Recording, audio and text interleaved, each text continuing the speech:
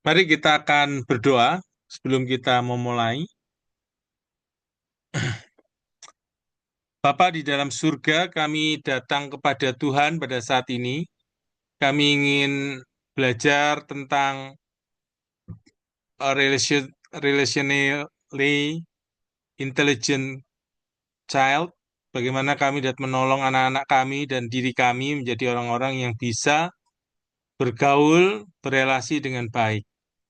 Tuhan berkati waktu ini, biarlah Tuhan dipermuliakan, dan Tuhan memberkati setiap kami yang melihat materi ini dan belajar materi ini. Biar Roh Kudus mengurapi setiap kami, khususnya hamba-Mu yang membagikan dalam segala keterbatasan dan kekurangannya, Tuhan memakai bagi kemuliaan-Mu. Demi nama Yesus, kami sudah berdoa mengucap syukur. Amin. Ya, terima kasih sekali lagi untuk kehadiran Bapak Ibu yang dikasihi oleh Tuhan. Kita akan saya akan sharekan materi saya. Hmm,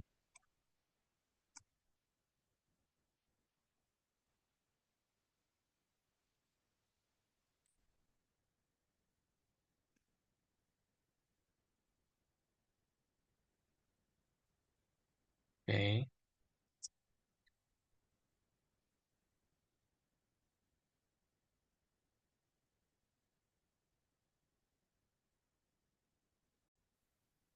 Ya, oke.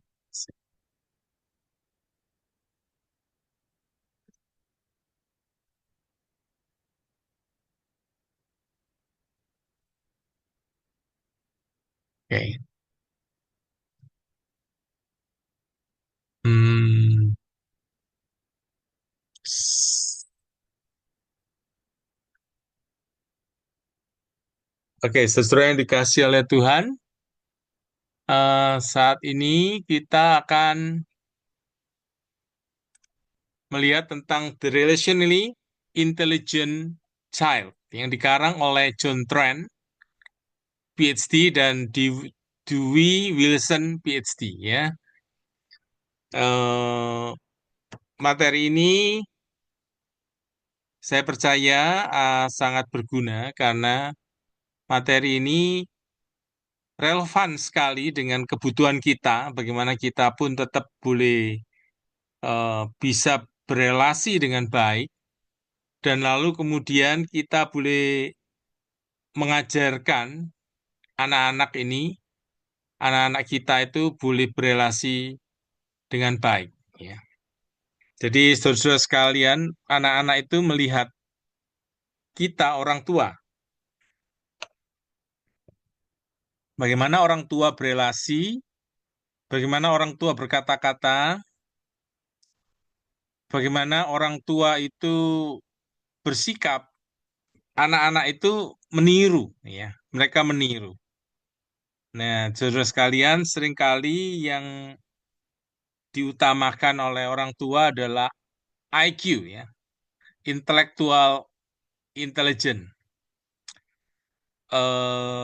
Padahal ada yang lebih penting daripada IQ, ya, seperti emotional intelligence, ya, kecerdasan emosi, lalu relationally intelligent, ya, kemampuan berelasi. Ini juga hal yang sangat penting, saudara-saudara sekalian, ya. Jadi ketika anak-anak itu hanya apa namanya mengutamakan intelektual, nilainya bagus, ya, nilai A, nilai di atas 90, ya, maka ada kecerdasan-kecerdasan lain yang dilupakan, ya. Sebetulnya kecerdasan ini cukup banyak, saudara sekalian, ya. Kecerdasan itu ada kecerdasan finansial, intelligence, ada physical intelligence, ada musik intelligence, ada kecerdasan in, apa itu namanya, kecerdasan-kecerdasan yang di dalam, ya. Eh, jadi kecerdasan ini luas, ya. Nah, kita akan menyoroti satu kecerdasan yang sangat penting. Kenapa sangat penting, saudara sekalian? Karena kalau kita bisa memberikan kecerdasan ini kepada anak-anak kita menjadi lebih cerdas dalam berelasi. Ini hadiah yang luar biasa yang kita boleh berikan kepada anak-anak kita. Kenapa? Kalau mereka bisa berelasi, saudara sekalian, maka mereka mampu untuk tidak kesepian.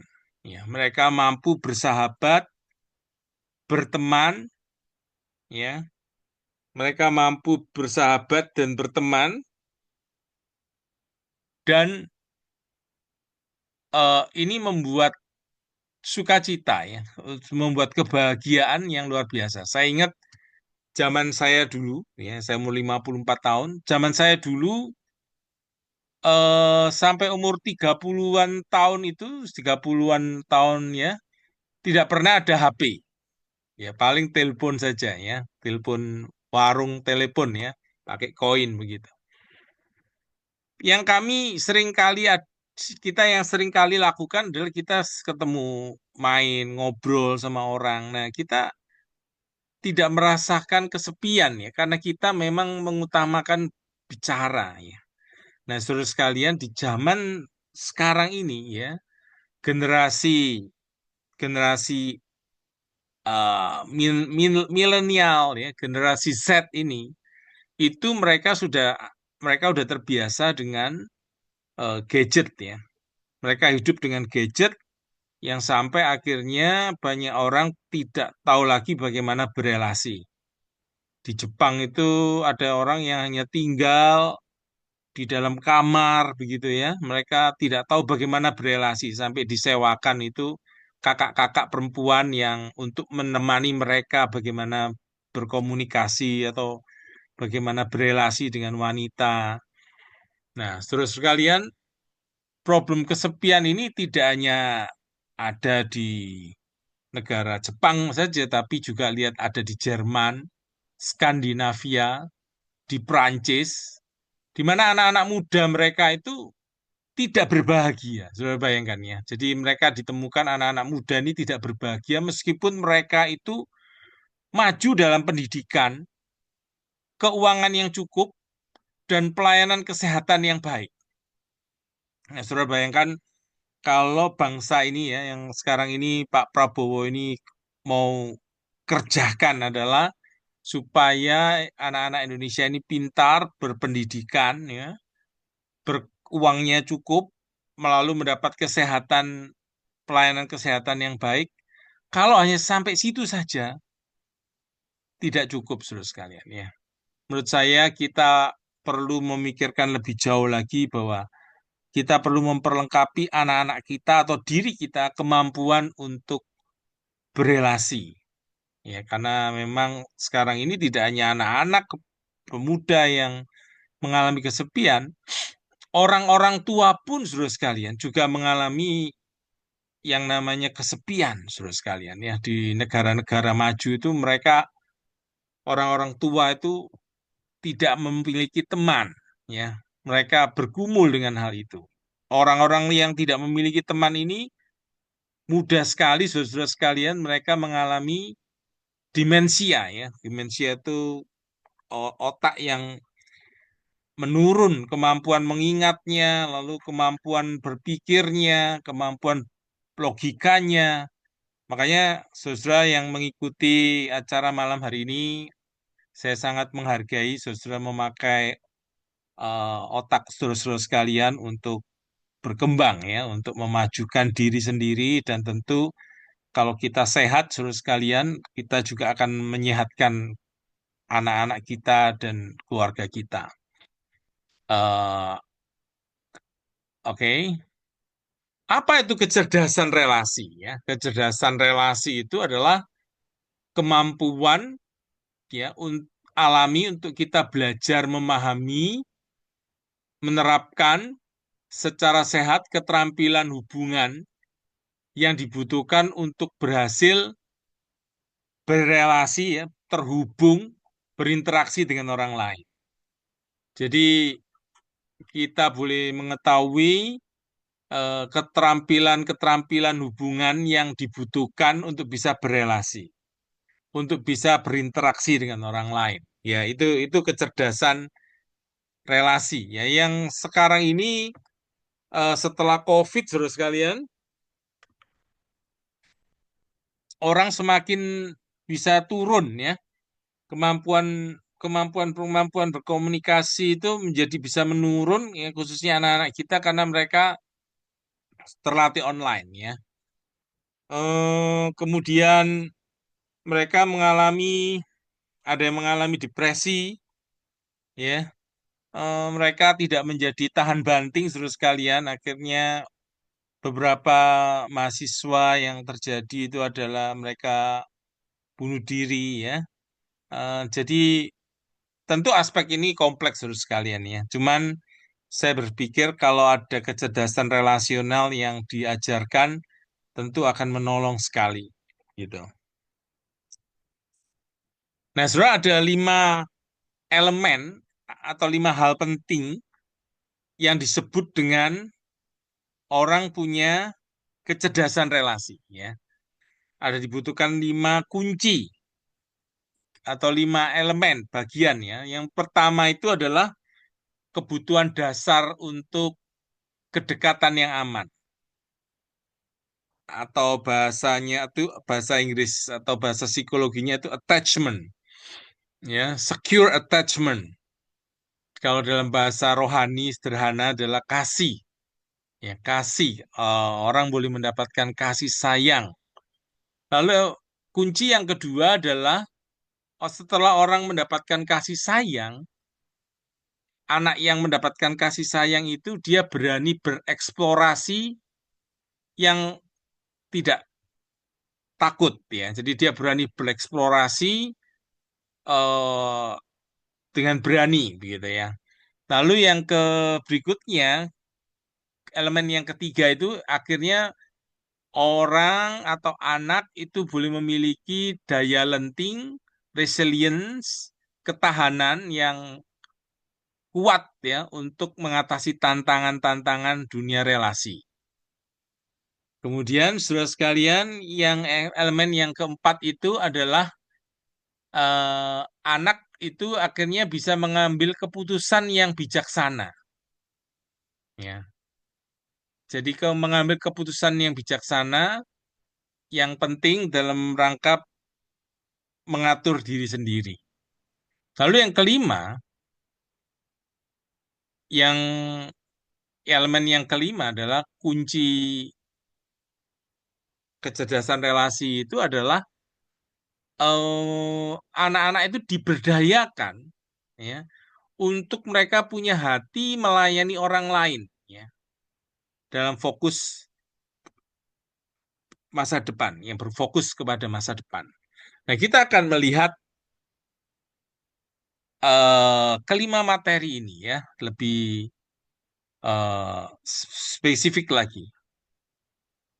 Nah, kita mau melihat saudara sekalian, kunci yang pertama atau elemen pertama kecerdasan relasi itu adalah keterikatan yang aman atau kelekatan yang aman atau ada kasih sayang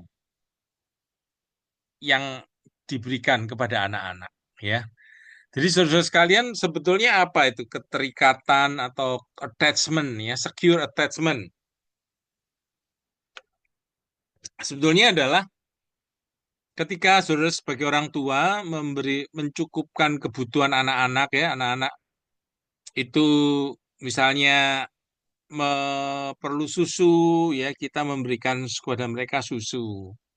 Mereka perlu pelukan, papa papa atau mama mama. Papa mama memberikan pelukan ya. Malam hari mereka minta minum, orang tua memperhatikan kebutuhannya ya. Anak-anak itu dilihat matanya, tertawa bersama-sama ya. Orang tua itu main gulet-guletan dengan anak. Anak makin besar nonton bersama atau belajar bersama, rekreasi bersama. Anak yang mendapatkan kebutuhannya itu ada keterikatan emosional. Ya, ini yang dimaksud dengan kecerdasan relasi yang pertama ini ada kemampuan untuk keterikatan emosional itu. Jadi ya, ada merasa anak merasa aku ini diterima, dikasihi ya. Jadi lewat lewat sentuhan, perkataan yang membangun mereka, penghargaan ya, penggambaran masa depan spesial ya. Kamu ikut Tuhan, ada masa depan yang sungguh-sungguh ya, ada komitmen ya.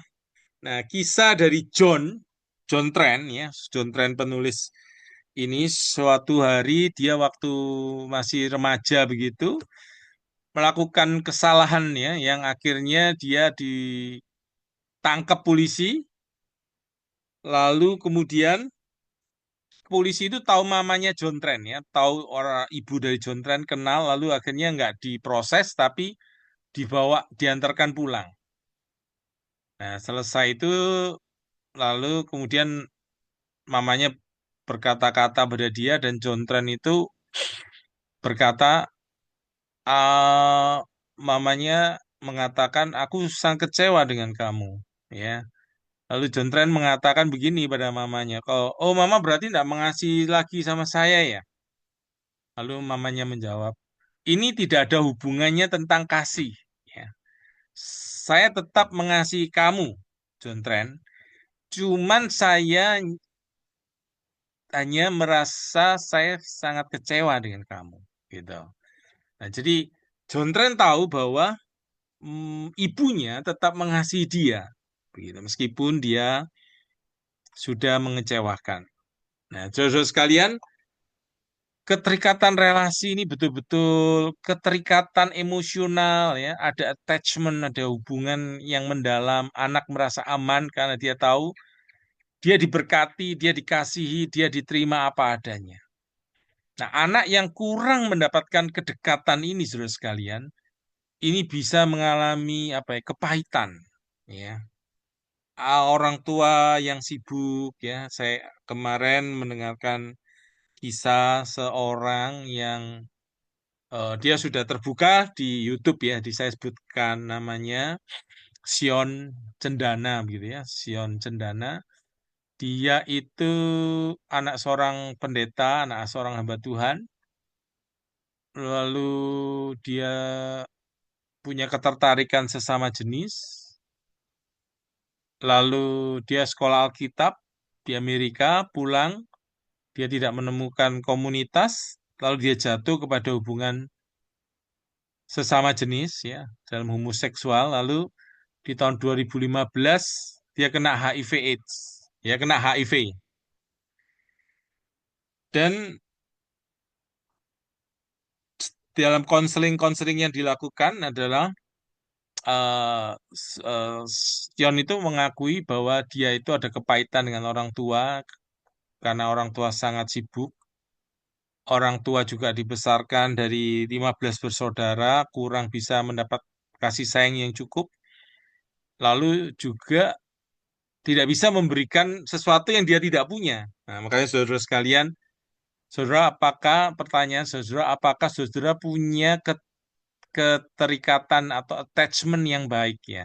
Secure attachment dengan orang tua enggak? Kalau saudara punya secure attachment, saudara bisa memberikan itu kepada anak-anak. Tapi kalau saudara sendiri tidak punya, saudara tidak bisa memberikan apa yang kita tidak punya, saudara sekalian ya.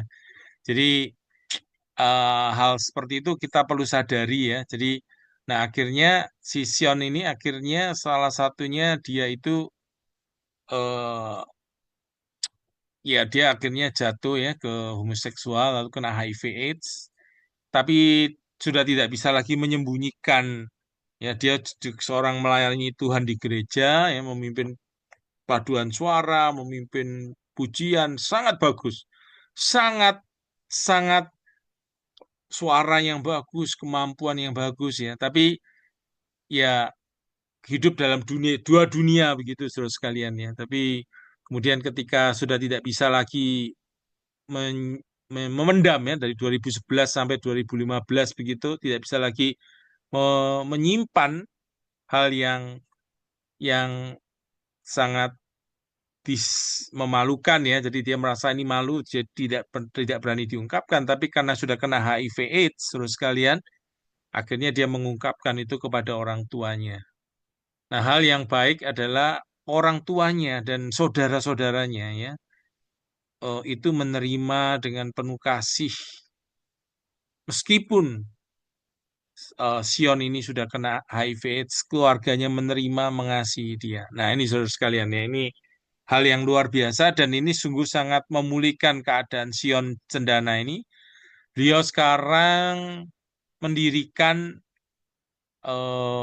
pelayanan terhadap orang-orang yang bergumul dengan masalah homoseksualitas ya. Jadi dia menolong banyak orang yang berkaitan dengan ini ya. Saudara yang ingin mendengarkan kesaksiannya ada di YouTube ya, Sion Cendana. Nah, saudara sekalian, elemen yang berikutnya ketika orang saudara sekalian mendapatkan kasih penerimaan ya, saudara, bagaimana sih memberikan kasih dan penerimaan itu ya, saudara, memberkati mereka dengan sentuhan, perkataan yang baik, penghargaan yang seperti tadi dijelaskan, saudara sekalian. Nah, ketika anak-anak kita mendapatkan bahwa mereka diterima, dikasihi tanpa syarat, mereka akan berani bereksplorasi, saudara sekalian. Ya. Ini lucu, lucu nih, saudara sekalian. Ini saya ambil dari internet ini seorang anak yang diajak untuk terbang ya. Nah, ini adalah eksplorasi anak-anak yang sudah mulai besar ya. Mereka bereksplorasi di danau, di tempat yang lebih lagi ya. Saudara sekalian, ketika anak-anak mendapatkan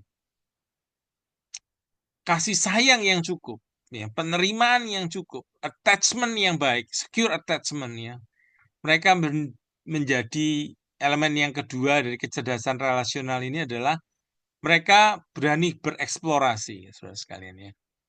Eksplorasi pada masa anak-anak ya, mengecap, ya, melihat, memegang ya, lalu lebih besar, lebih berani lagi ya, mencoba segala permainan-permainan, hal-hal sederhana yang bisa dilakukan.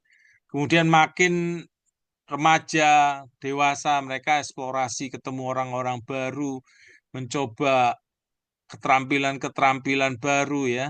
Nah, itu sesuatu yang sangat baik sekali ya, berani bereksplorasi. Kita orang tua mengizinkan mereka berani bereksplorasi ya. Kehadiran kita ini membuat mereka lebih berani ya. Saudara sekalian, ini ada sebuah percobaan ya, sebuah research begitu, ada orang yang mau naik ke sebuah bukit, ditanya itu, bukit itu bagaimana? Nah, waktu dia mau naik sendirian, dia merasa, bukitnya ini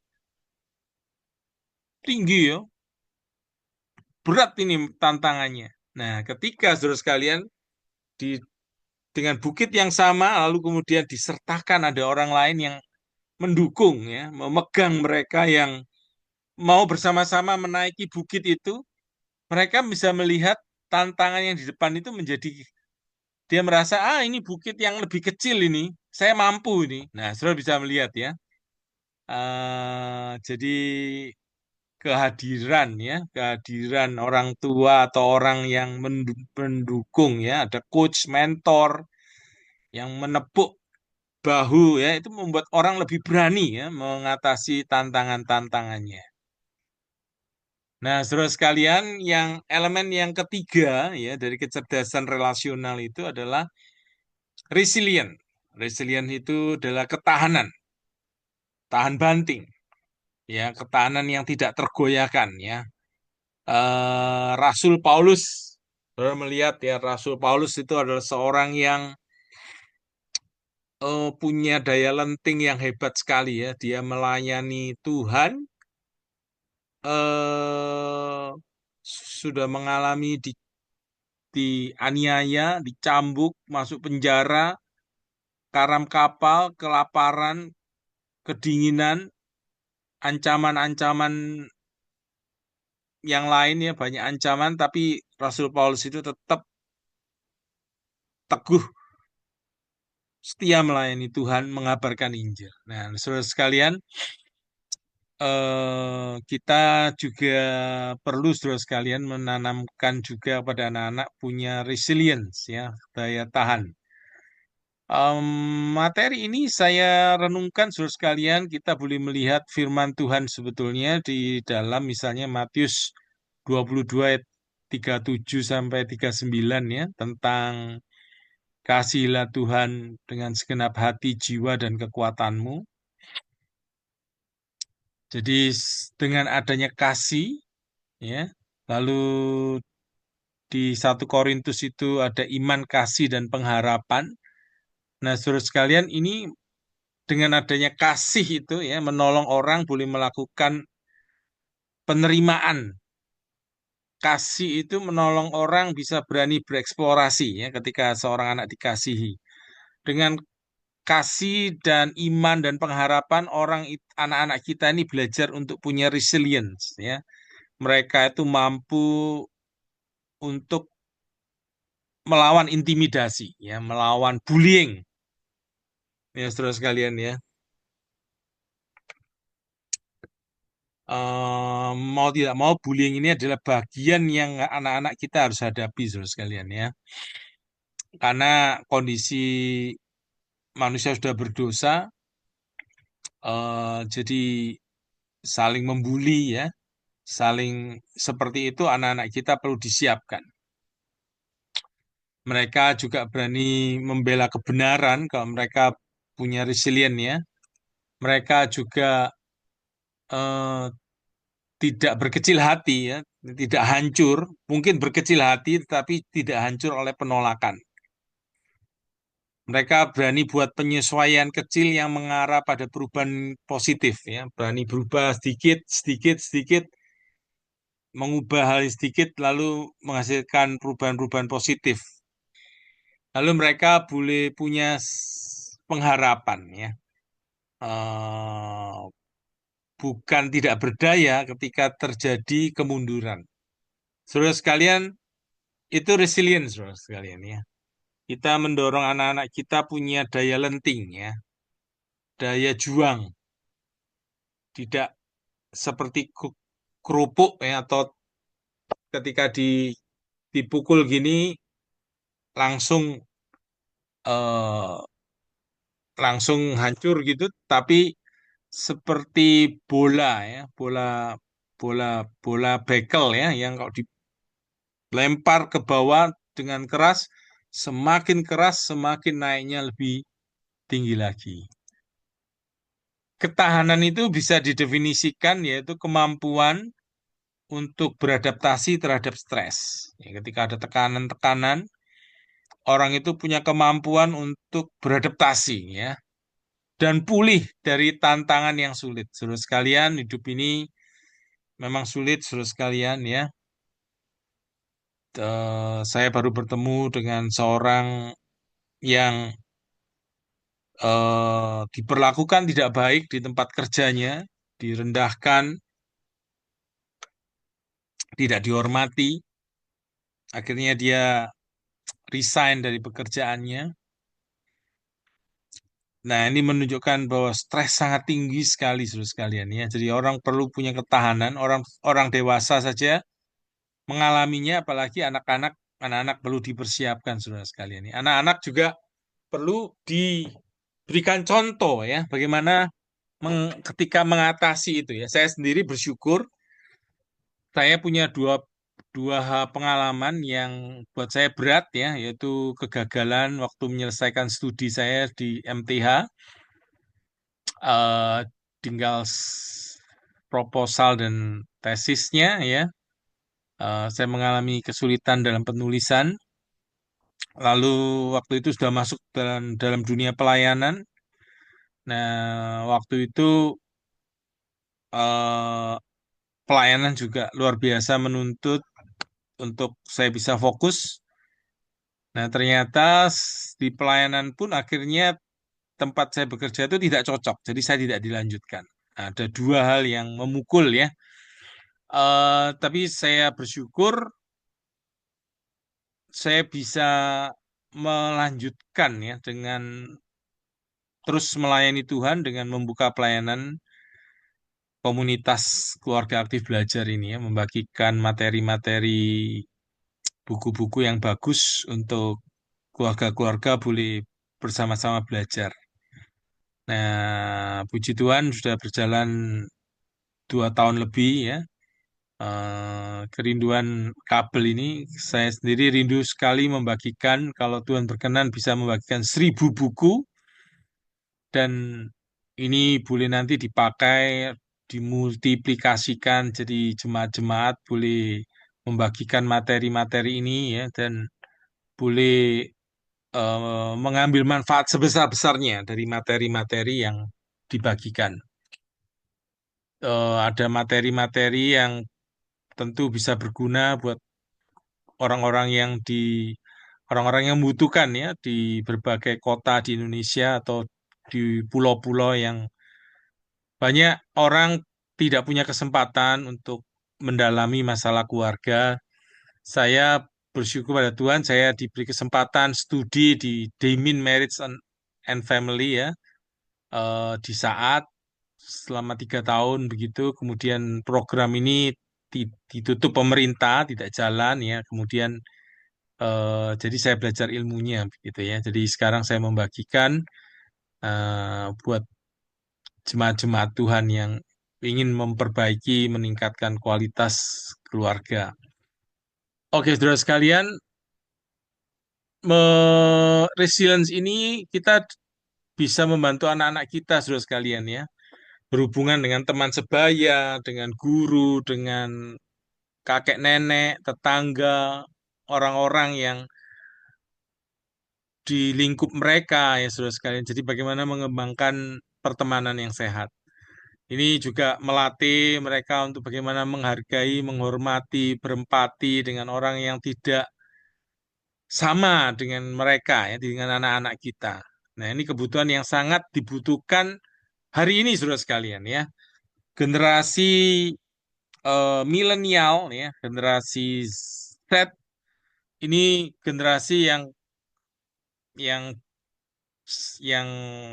kalau saya dengar adalah me generation ya, generasi yang fokusnya yang penting saya, yang penting saya, nggak peduli orang lain. Nah, jadi kurang empati saudara sekalian ya, nggak peduli orang lain mau seperti apa, yang penting saya. Nah, disinilah kita orang tua belajar menolong mereka bagaimana berempati dengan orang lain begitu.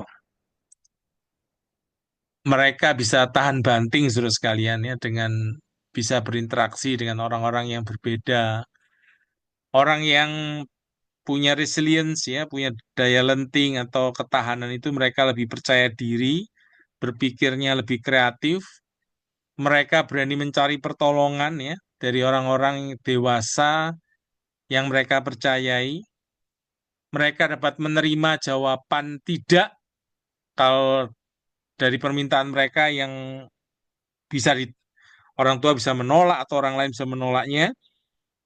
Nah, yang lain lagi mereka bisa menyelesaikan apa-apa yang mereka mulai, saudara sekalian ya. Jadi itu orang yang resilient, orang yang punya daya lenting ya. Jadi ini buat kita yang dewasa penting, kita beri teladan buat anak-anak untuk mereka juga punya eh, daya tahan atau ketahanan yang seperti ini. Kemudian elemen yang keempat, saudara sekalian, atau kunci yang keempat, mereka bisa mengambil keputusan yang bijaksana. Nah, saya pikir ini pergumulan yang tidak mudah ya. Saya mengingat kita orang tua saja bisa salah mengambil keputusan. Saya yang lalu membeli printer, udah keliling cari informasi, udah menginginkan satu tipe ini,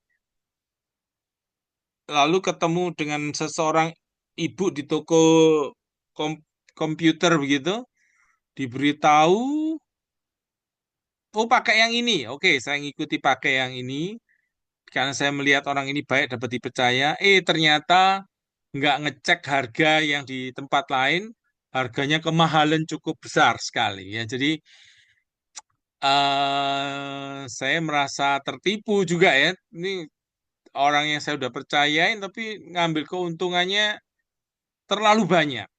Ya, oke. Jadi saya merasa, waduh, lain kali perlu cek ke toko sebelah begitu ya.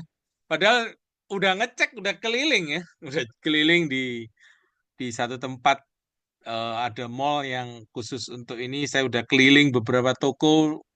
Nah, kok begitu berganti merek, saya tidak ngecek harganya begitu. Nah, ini contoh ya, saudara sekalian. Orang tua masih bisa dirugikan ya. Ada sekali teman saya yang salah mengambil keputusan ya, kehilangan uang MM-an karena salah mengambil keputusan. Nah, saudara sekalian, orang tua masih bisa salah. Apalagi anak-anak, saudara sekalian. Anak-anak itu disebutkan sampai umur 20 tahun itu kemampuan berpikir mereka ini masih belum cukup ya untuk berpikir secara baik gitu ya. Nah, setelah umur 20-an baru kemudian kemampuan-kemampuan berpikirnya sudah jauh lebih siap. Nah, saudara-saudara sekalian, buat kita yang memiliki anak-anak remaja ya, eh, yang belum umur 20-an, ya sangat baik sekali kalau kita mengajarkan kepada mereka mengambil keputusan yang bijaksana bagaimana ya.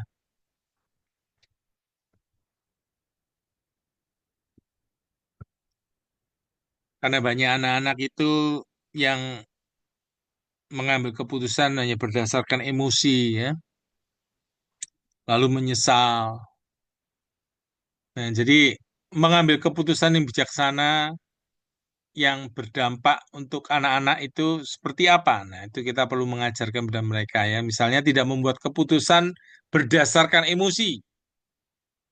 Pahami meskipun perasaan itu ada, nyata, tapi tidak dapat diandalkan ya. Emosi itu tidak selalu dapat bisa dipercaya begitu. Lalu menghargai pengalaman dan wawasan yang dipelajari dari orang lain. Memulai keputusan bukan selalu menunggu orang lain untuk memutuskan. Menimbang positif dan negatif secara efektif ya sebelum mengambil keputusan. Jadi ada langkah-langkahnya nanti saudara sekalian ya. Pengambilan keputusan yang bijaksana adalah proses mental di mana individu pertama-tama mempertimbangkan risiko terlibat dalam konsekuensi yang mungkin terjadi sebelum mengambil keputusan. Jadi eh, ada langkah-langkahnya mengidentifikasi keputusan ya, keputusan apa yang mau diambil, lalu kumpulkan informasi yang cukup ya, misalnya contoh mau makan ya, kita kumpulkan sumber daya yang ada yaitu misalnya secara internal, apakah saya lapar, kemana saya harus pergi, ini contoh saudara sekalian ya. Dan sumber daya yang lain secara eksternal, misalnya mencari secara online, makan di mana ya. Ini sebuah contoh saja yang sederhana. Lalu mempertimbangkan alternatif-alternatifnya, mau makan di mana, jam berapa, ya ini contohnya ya.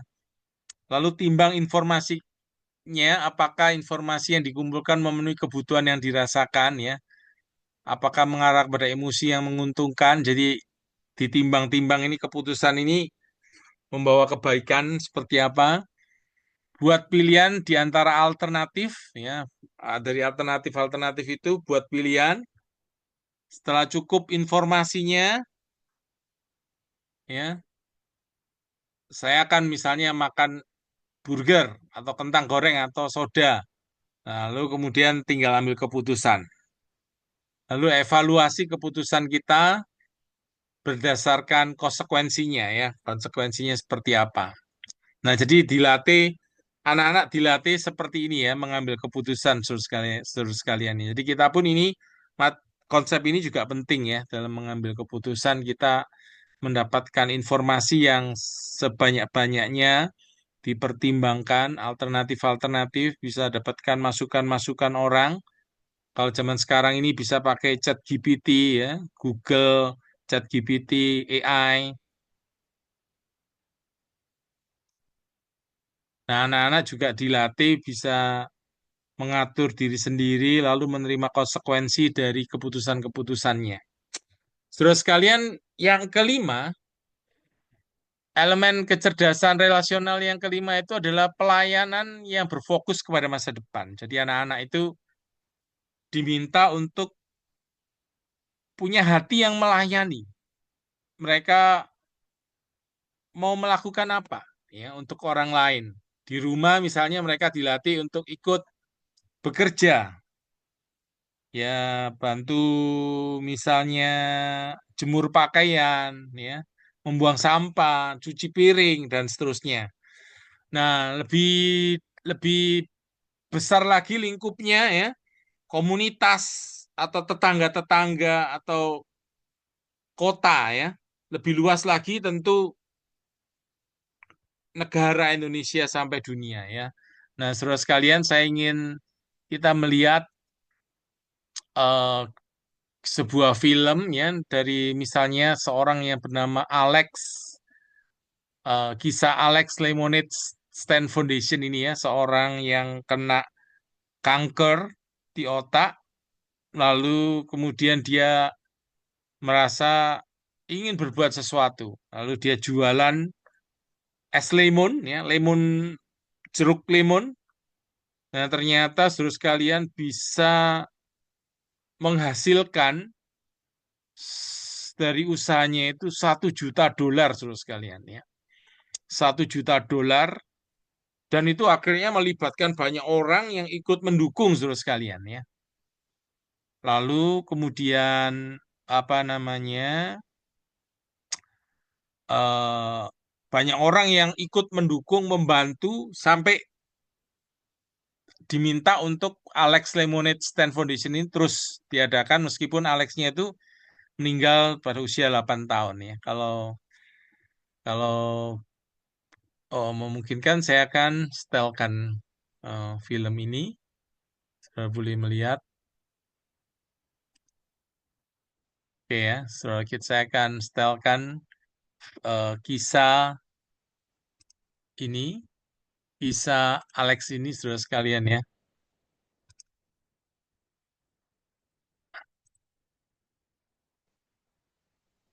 Oke, saya akan setelkan kisah Alex ini.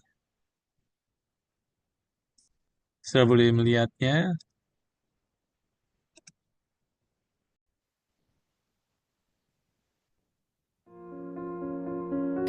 Alex's Lemonade Stand was founded by my daughter Alex in our front yard when she was 4 years old. And I guess as only a 4-year-old could dream up, she decided she would have a lemonade stand, but instead of keeping the money, she would give it to her doctors so they could help kids like her. She understood that the standard stuff didn't work and we needed research to get things better. And so she always wanted the money to go to research.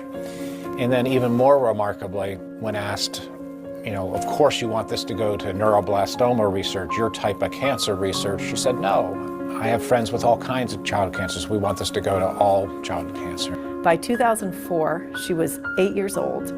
Unfortunately, none of the trials that she was on had worked.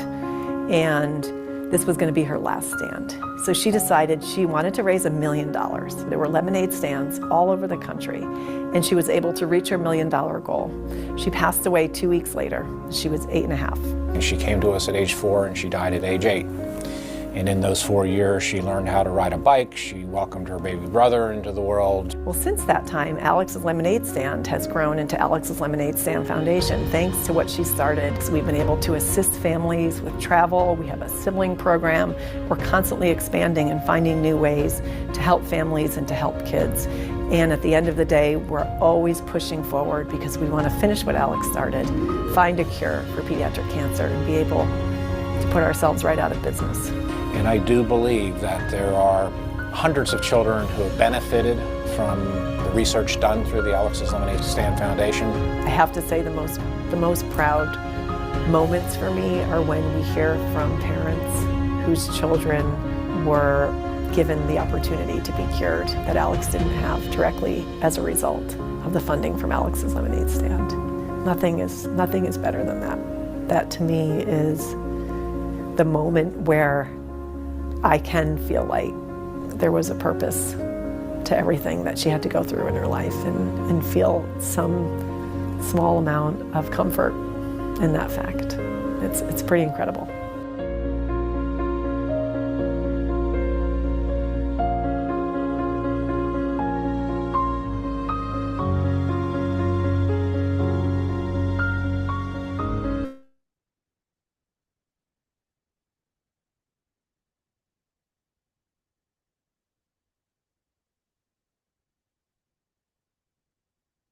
Nah, saudara-saudara sekalian, ada lagi yang bernama ada seorang yang lain lagi, saudara sekalian, ya,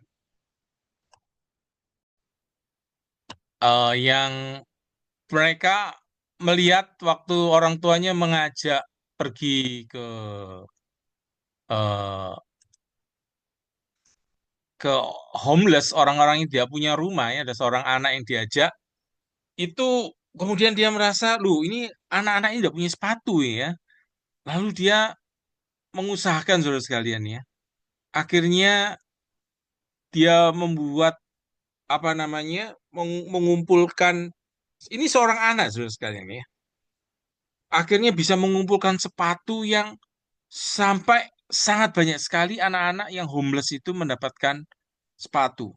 Karena bagi anak-anak yang homeless ya tidak memiliki rumah, mereka mendapatkan sepatu yang bagus itu memberikan membuat penghargaan diri mereka itu tumbuh ya. Jadi banyak anak-anak yang dibantu, ada anak-anak yang seperti itu saudara sekalian ya, sehingga ada mereka lalu mendirikan foundation dan makin berkembang.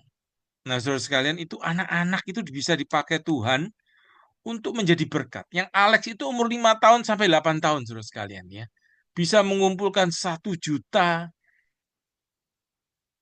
dolar. Dan itu kalau dibuat penelitian itu adalah 1 jam itu 50 dolar. Nah, bayangkan ketika bisa mengumpulkan 1 juta, ada penelitian yang banyak sekali dilakukan, akhirnya ada penemuan-penemuan, ada bisa menyembuhkan kanker dari anak-anak ya. Jadi luar biasa sekali saudara sekalian ya. Ada lagi yang anak yang bernama Malala Yousafzai ini ya. Dia tinggal di daerah Pakistan ya, yang eh, ada orang-orang yang tidak membolehkan dia sekolah, wanita dia boleh sekolah, dia tetap sekolah, lalu dia sampai kemudian ditembak,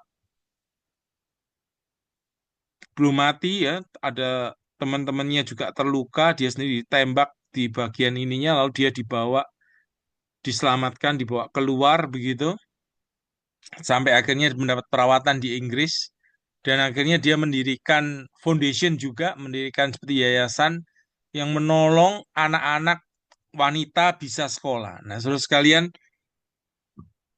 sifat mau melayani ke depannya. Kira-kira kita dipercaya Tuhan itu, kita ingin anak-anak kita juga punya hati yang mau peka, mau melayani orang-orang yang membutuhkan. Nah, ini saudara sekalian, ya, ini juga sebuah kecerdasan relasional yang kita bisa latih melihat anak-anak kita boleh melihat kebutuhan dan melakukan sesuatu dari kebutuhan-kebutuhan itu ya. Saudara sekalian, jadi itu yang bisa saya sharing. Mungkin tambahan lagi adalah kita mengenal anak-anak kita, saudara sekalian, waktu untuk menerapkan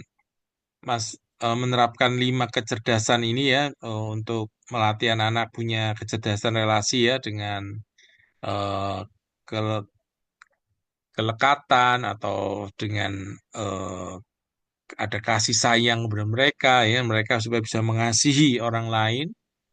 Lalu ada kemudian mereka punya kemampuan berani bereksplorasi, punya daya tahan yang tinggi dalam kesulitan-kesulitan.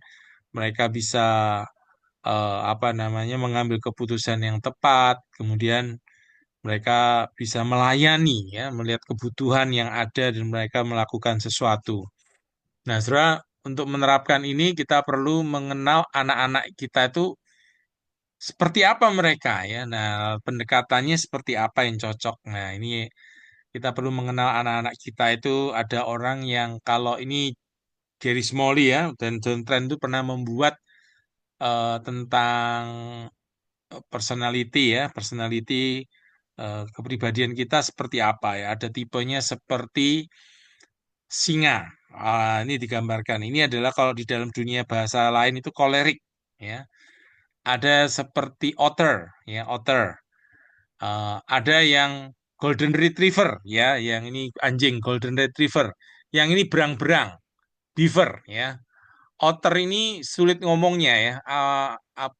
Seperti eh, eh, binatang yang otter ya. Nanti saudara bisa lihat. Nah, ini kalau otter itu ya itu digambarkan seperti sanguin, saudara sekalian ya. Sanguin suka mempengaruhi kalau ada orang yang punya sangun ini suasananya menjadi hidup ya.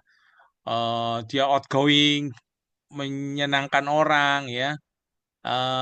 Itu ada yang dominan ya, yang lion ini dominan ini orang yang ambil keputusan, kepemimpinan, bisa melukai emosi orang lain, berani ya. Nah, itu gambaran lion. Ada yang golden retriever nih ya, anjingnya golden retriever itu orang yang tenang ya, mau mau terlambat pun masih tenang ya, mau ada bom meledak pun oh ada bom saja ya, atau oh ada kebakaran saja gitu. Lalu dia penuh pengertian, suka mendamaikan ya, low profile. Nah ini adalah orang yang seperti ini. Nah atau anak-anak ada anak yang seperti Beaver ini ya, suka bekerja ini. Ini anak berang-berang ini kan suka bekerja, logis, faktual, kaku ya, suka detail, terlalu serius ya, sulit untuk berubah misalnya ya, peka, mudah tersinggung. Nah, ini ya kita perlu waktu menerapkan materi-materi kita ke anak-anak kita, kita juga perlu melihat mereka ini seperti apa anak-anak kita ini ya. Nah, ini ada orang-orang yang yang sanguin ya, yang otter ini, yang lion ini kolerik, yang beaver ini berang-berang ini melankolis ya. Yang golden retriever ini orang-orang yang flekmatik ya. Nah, bagaimana kita melihat kebutuhan-kebutuhan mereka ya. Jadi kalau mereka ini sanguin ya, kebutuhannya itu mendapat pengakuan. Nah, tadi saudara memberikan pengakuan buat mereka. Oh, bagus, kamu bisa ya.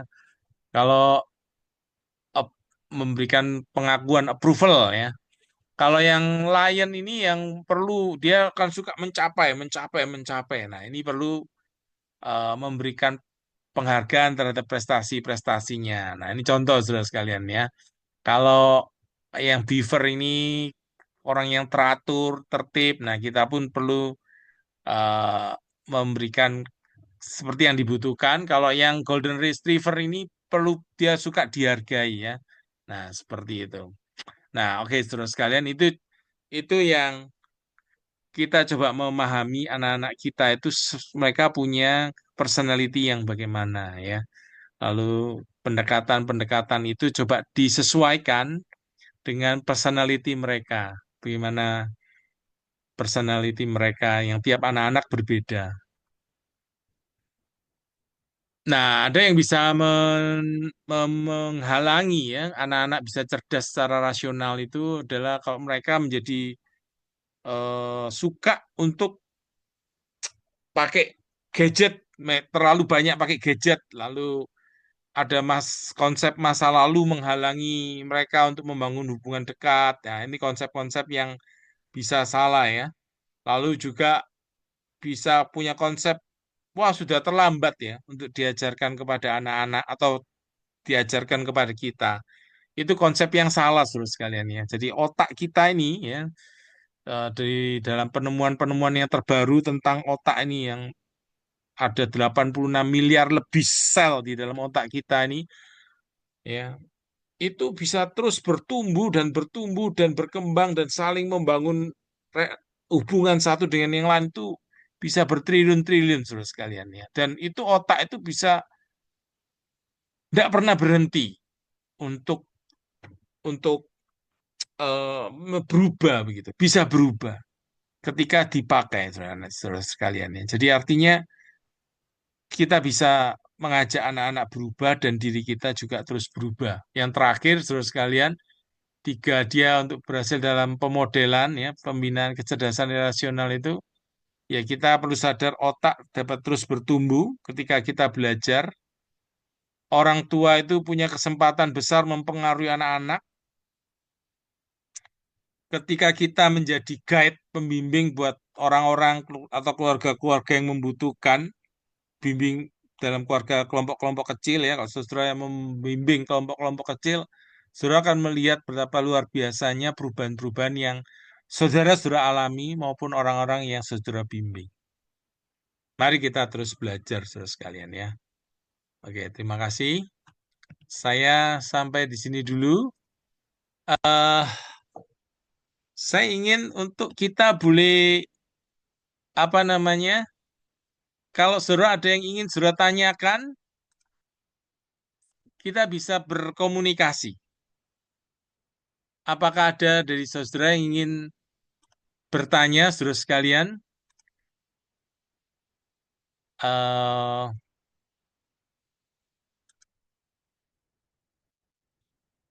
apakah ada dari saudara-saudara yang ingin bertanya? Saya beri kesempatan. Kalau belum ada, tidak Pak. Saya akan saya akan saya buat lagu yang materi yang kita sudah ngomongkan ini di dalam sebuah lagu ya, pakai Suno AI. Jadi saudara bisa. Oh, ada Stephen Joe. Oke, oke, silakan Pak Stephen. Silakan Pak Stephen. Ya, terima kasih Pak Ya, Daniel Irot. ya, ya. Iya, materinya bagus sekali. Ya, saya Terima baru kasih. mendengar tentang kecerdasan relasional. Pemaparannya juga tadi sangat komprehensif ya. Saya Ya, terpikirnya begini Pak Daniel. ya, Generasi yang sekarang ini, yang tadi Bapak sebutkan misalnya generasi milenial atau generasi Gen Z, ya, memiliki atau ada disebutkan juga sebagai generasi strawberry. ya Generasi betul. strawberry, yaitu kelihatannya bagus dari luar, tapi begitu dipencet lembek, ya kan, bisa Ya, cepat hancur. Nah, eh, apakah mereka generasi yang sekarang ini yang disebut sebagai generasi strawberry adalah kurang memiliki kecerdasan relasional? Itu pertanyaan pertamanya. Lalu keduanya adalah apakah mereka ini terbentuk karena dari orang tua? Berarti kalau generasi yang sekarang ini, generasi strawberry, berarti kan usianya 20-an. Berarti kalau kita mundur ke belakang, ke 20 tahun yang lalu, berarti itu kan kurang lebih di tahun 2000, 2004.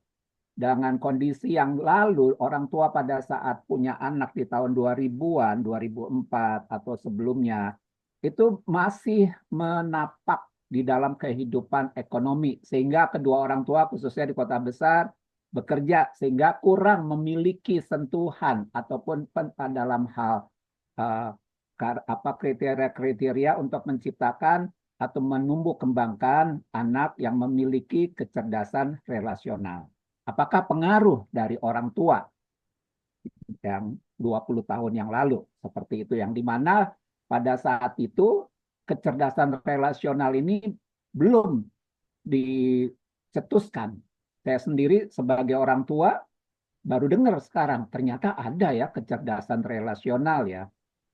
Lalu pertanyaan yang ketiga adalah kalau kita melihat di tahun akhir tahun 1990-an atau masuk dalam tahun 2000-an itu kan ada seorang tokoh namanya Howard Gardner yang mencetuskan tentang multiple intelligence atau kecerdasan berganda.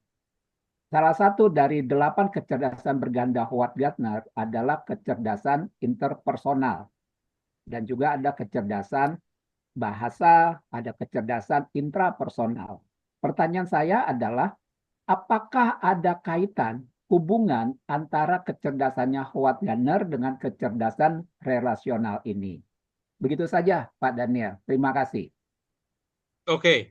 Boleh saya diulangi lagi yang untuk satu yang langsung poin Pak. Jadi kita Satu-satu ya Pak. Yang pertama itu tolong diulangi intinya apa Pak? Yang Oke, pertanyaan yang pertama. pertama adalah kecerdasan relasional itu ya, apakah dipengaruhi oleh pola asuh parenting dari orang tua. Jadi kesalahan atau anak yang sekarang ini generasi yang disebut strawberry generations, generasi strawberry adalah akibat orang tua 20 tahun yang lalu.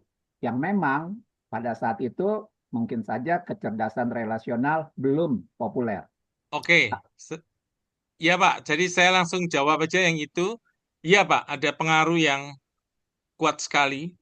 Jadi artinya eh, yang contoh tadi saya sempat memberikan contoh ada seorang yang bernama Sion Cendana itu ya. Misalnya apa namanya dia dibesarkan oleh seorang pendeta sekalipun, pendeta yang baik Pak, pendeta yang sangat baik. Hanya karena pendeta yang papanya itu juga punya 15 bersaudara sehingga kurang cukup mendapatkan perhatian yang dibutuhkan. Sehingga akhirnya dia tidak punya lagi kemampuan. Setelah itu Bapak Sion Cendana ini punya 3 anak ya, salah satunya adalah Sion. Sion ini punya kepahitan kepada orang tuanya karena dia kurang mendapatkan perhatian yang cukup. Dia anak seorang pendeta ya. Nah, itu kepahitan itu dia rasakan sekali. Jadi artinya di sini bahwa eh, bagaimana orang tua ini punya attachment yang secure ya. Jadi rasa aman yang rasa kasih sayang yang cukup, orang tua punya penghargaan diri yang cukup terhadap dirinya, itu semakin baik orang tua punya penghargaan dirinya, kasih kepada diri yang baik, kesehatan mental yang baik, maka anak itu pun bisa diturunkan ke anaknya, mempengaruhi anaknya menjadi sehat juga. Semakin orang tua itu tidak memiliki kasih sayang dan penerimaan yang cukup, semakin dia sulit memberikan kepada anak-anaknya. Artinya orang itu tidak akan bisa memberikan sesuatu yang dia tidak punyai. Nah, itu jadi begitu. Jadi itu yang pertama, sangat besar pengaruhnya ya. Nanti tentunya dampaknya adalah macam-macam ya. Itu dulu, Pak. Nanti dampaknya ya kalau generasi stroberi yang seperti tadi diungkapkan dampaknya ya bisa macam-macam juga ya, artinya seperti anak yang daya juangnya kurang, take it for granted, merasa diri layak, entitled ya, merasa diri saya pantas. Nah, menjadi orang yang fokusnya diri sendiri ya. Oke, jadi itu. Yang kedua, Pak. Yang kedua, Pak, yang kedua adalah eh, kan pada saat tahun-tahun akhir 90-an menjelang 2000 itu kan populer dengan kecerdasan berganda, Pak, dari Ya, Hofstad. 8 kecerdasan berganda. Nah, salah satu ada beberapa kecerdasan berganda di sana, ada interpersonal, ada intrapersonal, ada uh, kecerdasan berbahasa, communication skills. Nah, apa relasinya, apa hubungannya dengan kecerdasan relasional ini? Maksudnya, apakah kecerdasan Hofstadter ini berpengaruh orang yang memiliki kecerdasan interpersonal apakah mempengaruhi kecerdasan relasional tadi yang Bapak uraikan?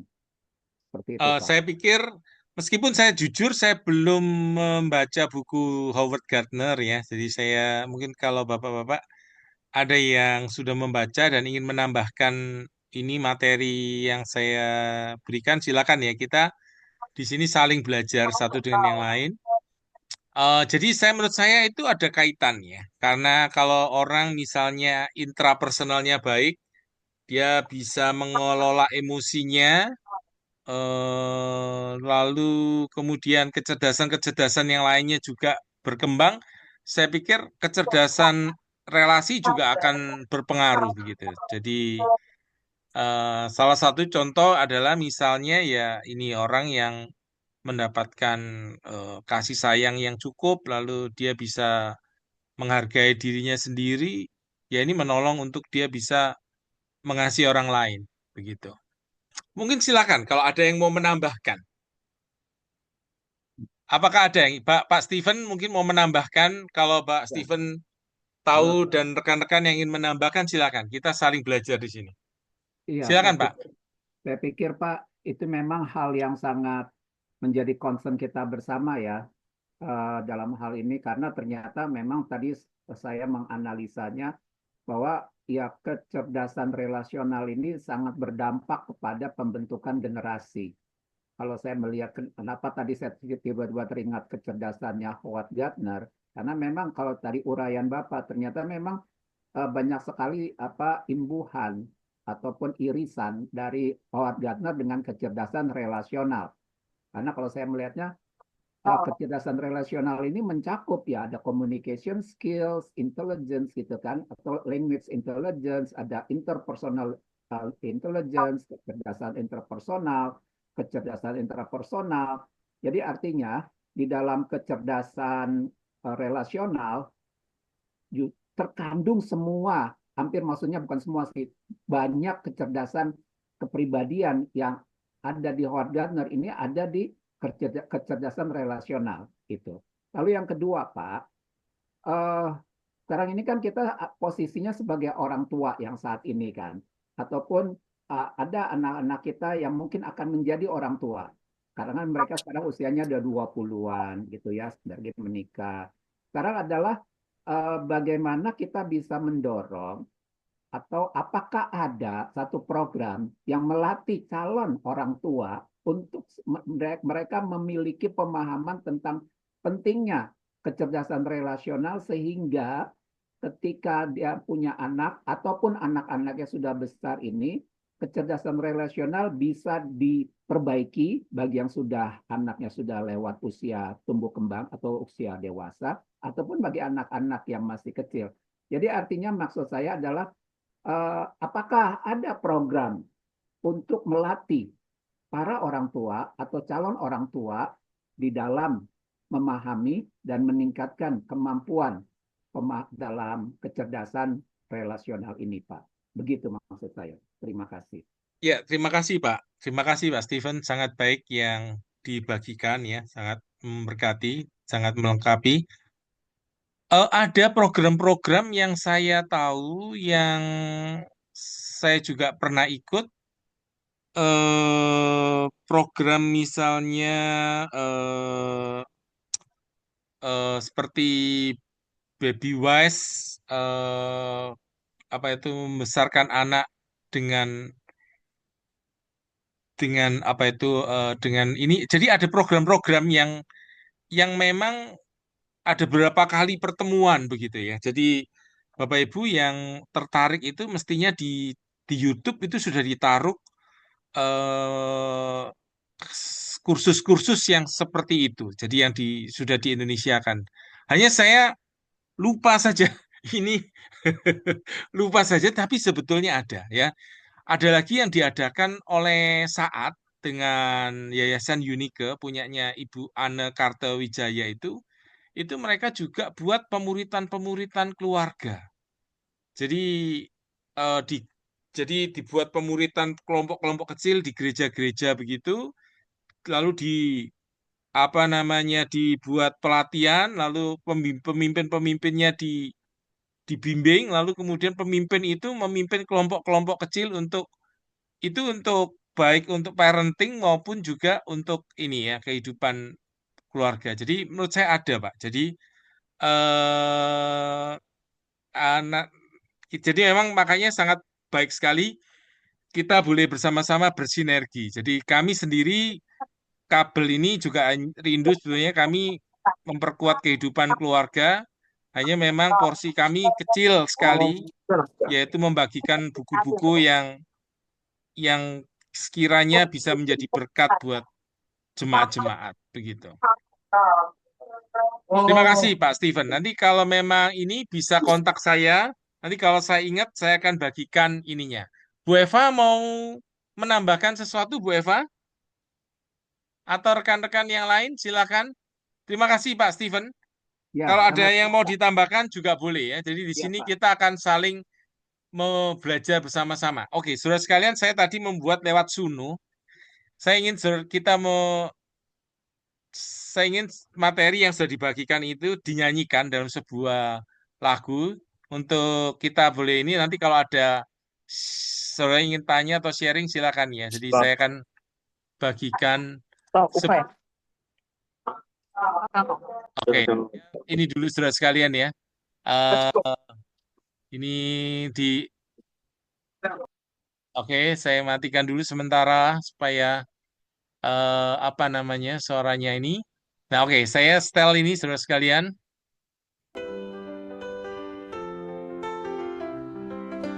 Ada hadiah luar biasa untuk masa depan anak-anak. Cinta yang sungguh tempat mereka merasa lega. Sentuhan kata indah, gambaran masa depan yang penuh harapan. Komitmen yang nyata bagi anak-anak tersayang.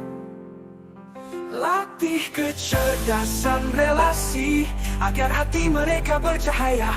Dorong eksplorasi tanpa takut, jelajahi dunia bersama.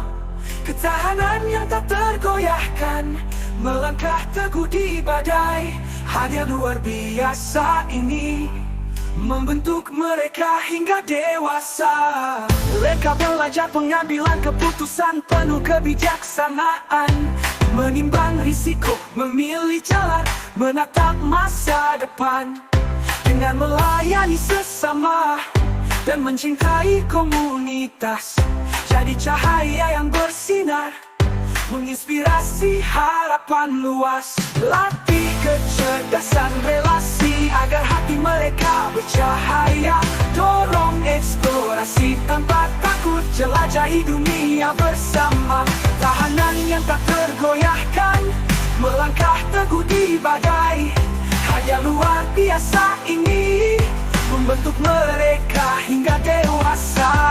Mereka belajar pengambilan keputusan penuh kebijaksanaan, menimbang risiko, memilih jalan, menatap masa depan.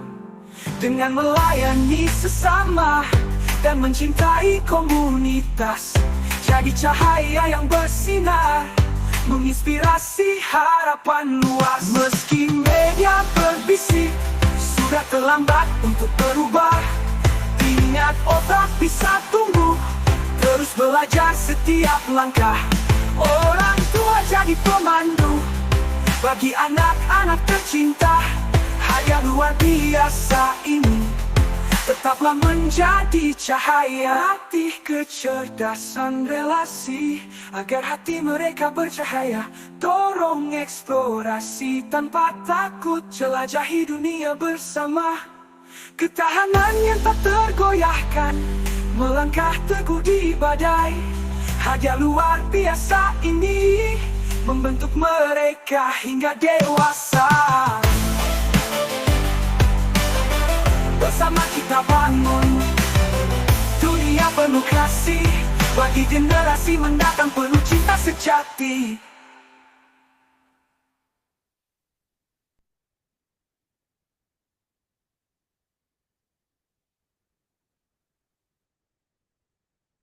Ini saya pakai Suno tadi.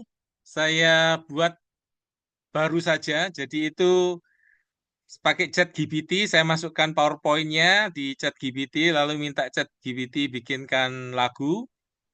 Lalu saya utik-utik, tak kurangi tambahi begitu dan jadilah lagu itu ya saudara sekalian. Zaman sekarang teknologi menolong, jadi bisa langsung buat lagu dalam waktu tidak sampai 1 menit. Ya, jadi kita sama-sama saling belajar saudara sekalian ya. Jadi kita bisa sama-sama saling belajar. Mungkin apakah ada lagi yang ingin menambahkan? Siapa saja boleh ya. Kita di sini saya senang sekali Pak Steven sudah memberikan masukan pertanyaan, jadi kita jadi lebih hidup dan lebih menarik. Mungkin ada lagi yang ingin melengkapi. Silakan Pak Duko ya. Silakan Pak Duko. Shalom Pak Nelirot, apa kabar? Ya, ya. Ini Pak Daniel ini. Oke, Pak Daniel Ginting. Profesor ini. Terima kasih udah masuk, Prof. Yuk, Ya, silakan. saya mohon maaf ini ada di Jakarta sekarang, Pak. Ya, silakan, silakan, Prof. Ya, menarik ya tadi bercerita tentang milenial ya, karena kehidupan saya sehari-hari itu ketemu mahasiswa dan ya saya hanya apa, mengkonfirmasi aja apa yang dikatakan oleh Pak Daniel Irot ya. Nah, apa yang saya sampaikan ini hanya berdasarkan apa yang saya baca dari hasil riset aja ya, sehingga itu disclaimer-nya. Nah, ini ada sebuah penelitian di Turki ya. Kenapa Turki ya? Pas saya baca kok di Turki gitu. Tapi mudah-mudahan namanya juga anak milenial tidak jauh berbeda. Nah, betul dikatakan tadi teknologi ya. Jadi mereka itu sangat di apa ya diberkahi dengan kondisi di mana semua serba dimudahkan gitu ya Pak ya. Mau berkomunikasi satu dengan yang lain terhubung dengan instan dengan WhatsApp gitu. Mau pesan makanan langsung dengan Gojek gitu atau Gokar apa GoFood gitu ya. Semuanya serba instan dan seterusnya. Dan bahkan sekarang ada kecerdasan buatan. Nah ini secara pribadi sebagai seorang guru itu juga was-was. Oleh karena anak-anak itu kan kita masih mengajar mereka ya kompetensi, sementara kompetensi masih belum kuat untuk menulis misalkan gitu ya Pak. Ya tadi Bapak mengatakan teori neuroplastisitas betul itu. Bahwa neuron itu saling terhubung karena sinapsis itu tadi, tapi belum kuat Pak sinapsisnya. Sehingga harus dikuatkan dengan pengulangan-pengulangan tersebut. Nah, masalahnya itu sekarang anak-anak juga pinter. ChatGPT gitu ya. Tulisan Anda seperti robot. Nah, mereka juga punya humanize. Jadi tulisannya seperti seolah-olah dibuat manusia. Sekarang jadi teknologi lawan teknologi, Pak. Gimana? Kalau kita chat pakai Turnitin, terindikasi robot. Tapi mereka juga tidak kalah. Sharingnya di TikTok gitu. How to humanize your uh, robot sound text gitu. Bisa gitu. Sehingga tidak teridentifikasi lagi internet apa namanya ChatGPT. Itu pinternya anak-anak di sharing gitu Pak. Kalau Bapak di TikTok atau di Instagram itu banyak itu sharing how to avoid your teacher's detection gitu. Banyak sekali Pak. Nah, jadi itulah tantangan saya. Jadi kalau saya mengajar, menulis Pak, saya pakai back to zaman old. Saya suruh mereka nulis Pak, di kertas. Karena sudah saya nggak percaya lagi kalau sudah keluar dari supervisi saya. Tapi itu nyontoh itu Pak, seperti Bapak tadi membuat AI itu lagu. Bagus lagunya Pak. Saya kira itu karangannya siapa? Tuh ternyata karangannya Pak Daniel Irot dengan AI itu. Gitu ya. Luar Ya. biasa itu. Nah, ini menarik sekali ya. Jadi anak-anak itu sebetulnya dunianya jauh lebih luas jangkauannya dari kita. Artinya tidak hanya secara luring, tapi daring itu Pak, luar biasa. Sehingga jangkauannya tidak seperti kita zaman dahulu ya, zaman lampu Petromax itu ya. Anak-anak sekarang sudah zamannya serba digital gitu. Luar biasa. Tapi kita bersyukur Pak, kita adalah generasi yang bisa melihat perubahan teknologi. Anak-anak sekarang nggak bisa melihat Petromax, tidak bisa melihat UHV yang dipancarkan di tembok. Zaman kita ya Pak Stephen Chow ya, masih ya Pak ya, masih merasakan itu Pak. Tapi anak-anak sudah nggak bisa itu Pak.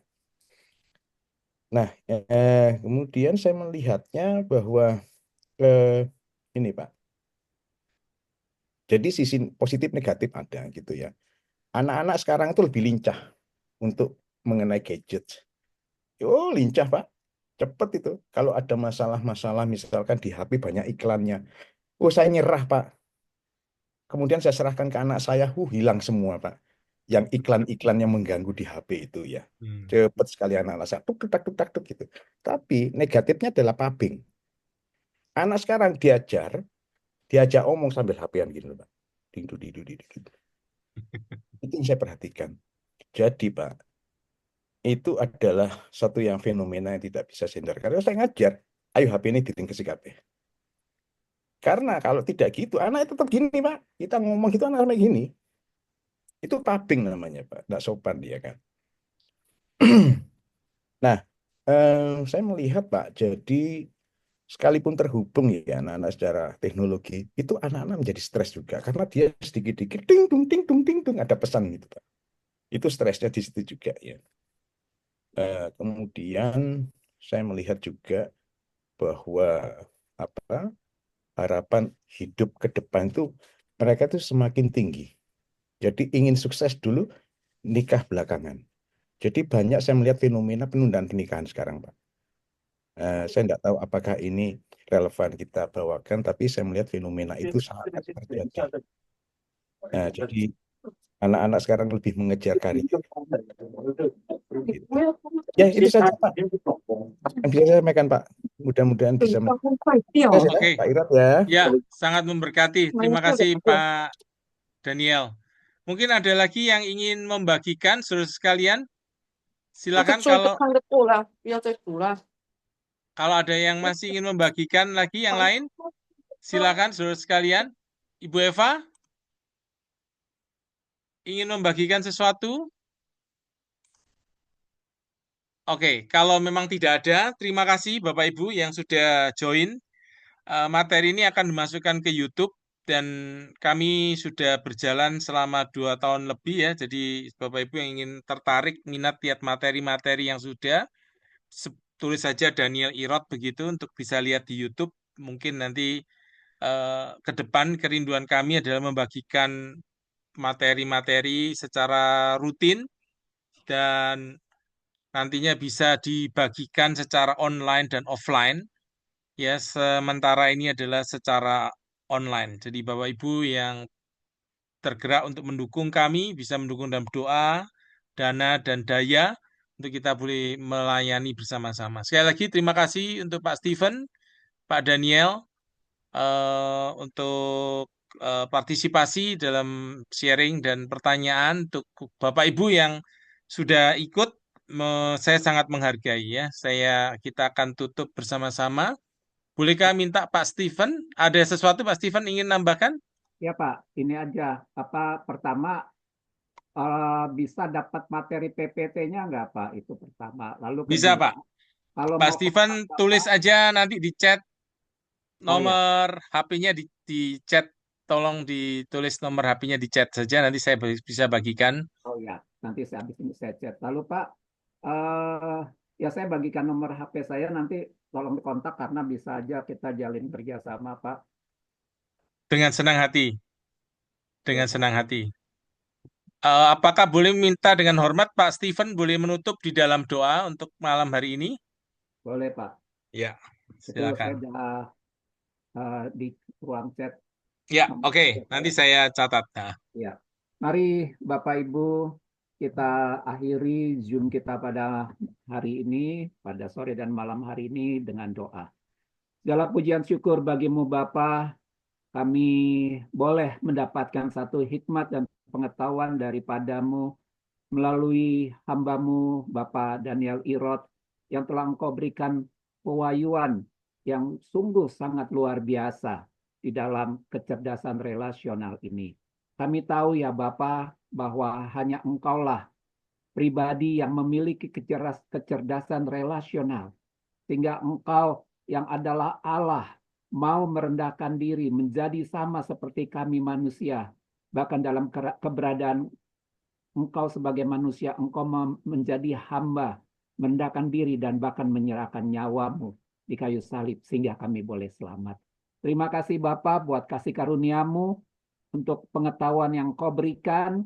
Terima kasih dan biarlah apa yang telah kami ketahui bukan sekedar menjadi pengetahuan biasa saja yang hanya kami dengar dan kami ketahui, tetapi boleh menjadi satu perubahan sikap dan kami implementasikan di dalam kami berfungsi sebagai orang tua ataupun pendidik di dalam mempersiapkan generasi yang lebih baik lagi di masa depan.